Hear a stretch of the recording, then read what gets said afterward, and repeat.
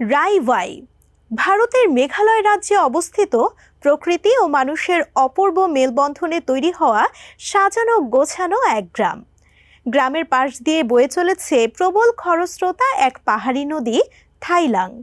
আর এই নদীর উপরে তৈরি হয়েছে প্রকৃতি ও মানুষের যৌথ প্রয়াসের নিদর্শন এক বিস্ময়কর সেতু, যার নাম লিভিং রুটস ব্রিজ বা জীবন্ত শিকড়ের সেতু।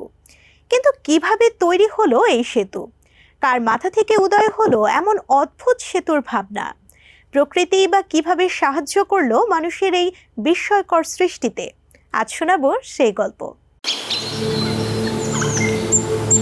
বিশ্বের বিভিন্ন স্থানে ব্রিজ বা সেতুর গল্প বলতে গেলে চোখের সামনেই ভেসে ওঠে ইট, কাঠ, ইস্পাত আর কংক্রিটের তৈরি কোনো অসাধারণ কাঠামো। আর সেসব শৈল্পিক স্থাপনার নান্দনিকতায় মুগ্ধ হয় সারা বিশ্বের মানুষ। সেসব সেতুর পেছনে মানুষের জ্ঞান, বুদ্ধিমত্তা, চিন্তা চেতনা ও দক্ষতাই দৃশ্যমান হয় বেশি। প্রকৃতির ভূমিকা থাকে না বললেই চলে। তবে এর ব্যতিক্রম মেঘালয়ের চেরাপুঞ্জিতে অবস্থিত জীবন্ত শিকড়ের সেতু।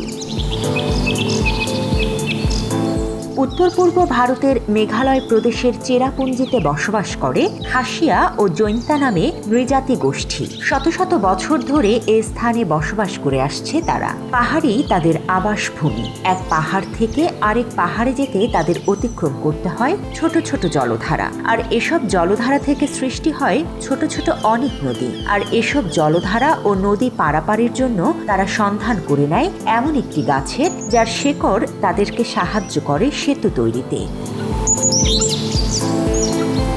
ভাবতে অবাকই লাগে এই পাহাড়ি জাতিগোষ্ঠী কিভাবে শত শত বছর আগে এই গাছের সাহায্যে সেতু তৈরির কথা চিন্তা করেছিল। তবে এ কথা সত্যি যে প্রকৃতি মানুষের বড় শিক্ষক। কোনো পাঠ্য বই তাকে এই শিক্ষার যোগান দিতে পারে না। এ কারণেই বলা হয়ে থাকে এই অনন্য সেতুর মূল স্থপতি মেঘালয়ের মানুষ, এবং এই স্থাপত্যের প্রধান উপকরণ ফাইকাস ইলাস্টিকা নামের এক ধরনের রাবার গাছ। চেরাপুঞ্জি ও তার আশেপাশের অঞ্চলগুলোতে এই রাবার গাছ প্রচুর পরিমাণে জন্মাতে দেখা যায়। দুই ধরনের শিকড় গজায় এই গাছে। একটি মাটির অনেক গভীর পর্যন্ত বিস্তৃত হয়, আরেকটি গাছের গা থেকে বেরিয়ে আসে বাইরে। ফলে ভূমি ক্ষয় কিংবা প্রাকৃতিক বিপর্যয়েও এই গাছ অবলীলায় বেঁচে থাকতে পারে। তাছাড়া এই গাছের শিকড় যেমন খুব শক্ত, ঝুরি মূলগুলোও তেমনি মোটা ও শক্তপোক্ত।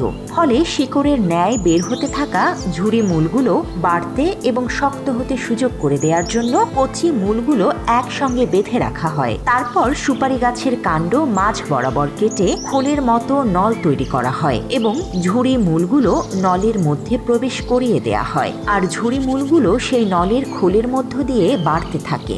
একসময় বাড়তে থাকা এই মূলগুলো নদীর অন্য পাড়ের পাথরের মাটিতে পৌঁছে যায়। এদিকে গাছগুলোর জীবনকাল দীর্ঘ হওয়ায় দিন যত গড়ায় সেতুগুলো ততই মজবুত হতে থাকে। সময়ের সঙ্গে বাড়তে থাকে শিকড়ের গাঁথুনি। ফলে অন্য সব কংক্রিট ব্রিজের মতো সময়ের সঙ্গে দুর্বল না হয়ে তা আরও শক্তিশালী হতে থাকে। হাঁটার সুবিধার্থে ঝুরি মূলগুলোর ওপর বাঁশের ফালি কিংবা মাটি পাথর রাখা হয়। এই সেতুগুলো এত মজবুত হয় যে এটি প্রায় 500 মানুষের ওজন নিতে পারবে। দৃষ্টিনন্দন এই সেতুর কথা দীর্ঘদিন বাইরের মানুষের অগোচরেই ছিল।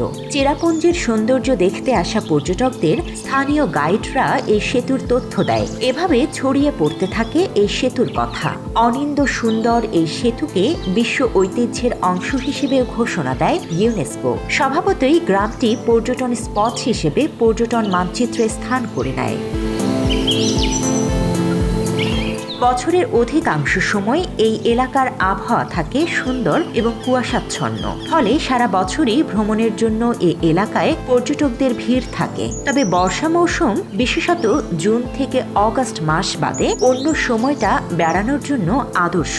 কারণ ওই সময়টা রাস্তাঘাট পিচ্ছিল হয়ে থাকে, যাতায়াতের অনুপযুক্ত থাকে অনেক রাস্তা। কারো সাহায্য ছাড়া সেতুর ওপর হাঁটা এবং পাহাড়ি ঢালু পথ দিয়ে নিচে নামা কঠিন হয়ে দাঁড়ায়। নিউ ইয়র্ক থেকে সম্প্রচারিত TVN 24 টেলিভিশন বিশ্বজুড়ে বাঙালির কণ্ঠস্বর।